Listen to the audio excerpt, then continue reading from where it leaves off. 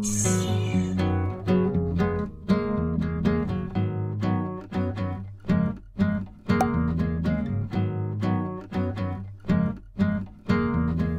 think a little bit of myself goes into every character in every book I write, and One Little Wish is no different.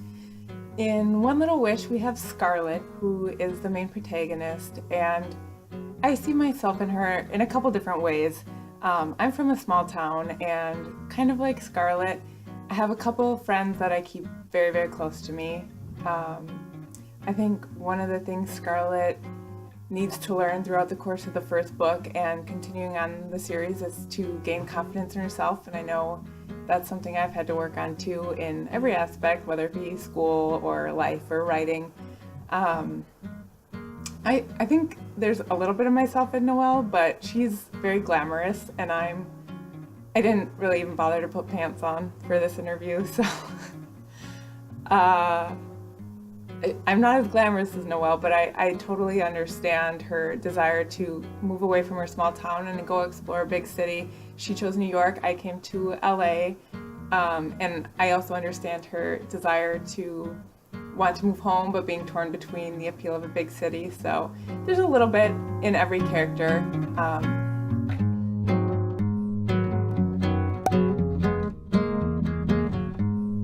I chose to use diary entries in One Little Wish for something a little bit different, and I think it fits really well with Scarlett's personality because she's a person who has very strong opinions but isn't always confident enough to share them. And I really do think she's a protagonist worth rooting for. And one of the ways to do that is to give you a glimpse inside of her head. So by using the diary entries, you can really get a feel for who Scarlett is at her core.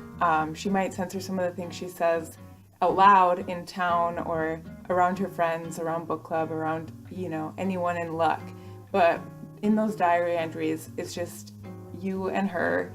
And I really think that gives a unique perspective into her mind that you might not get otherwise.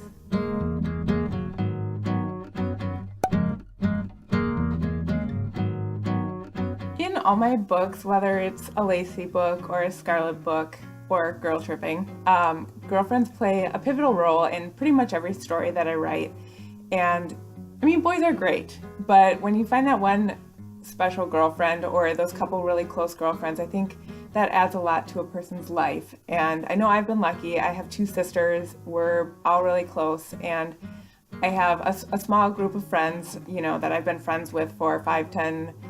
I'm still friends with my best friend from kindergarten. So I think when you can find those girlfriends that are there to support you through everything, it adds a lot to a person's life. And even now with the books, I've met a lot of great women and ladies through the books, and it's been so fun to make new friendships, and yeah, it's just great.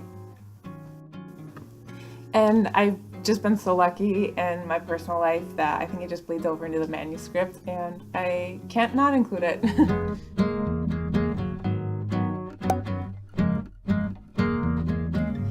So Mac first appeared in my Lacey series, and originally I have a hero in that series named Anthony, and he's tall, dark, and Mediterranean, and pretty traditionally handsome. He's from Italy, and when Mac appeared in Seasoned, which is book 7, I needed someone that was different than Anthony, so I took a step back and I thought, what is the exact opposite of Anthony? And I came up with Mac because he's from the South, a little bit of a cowboy.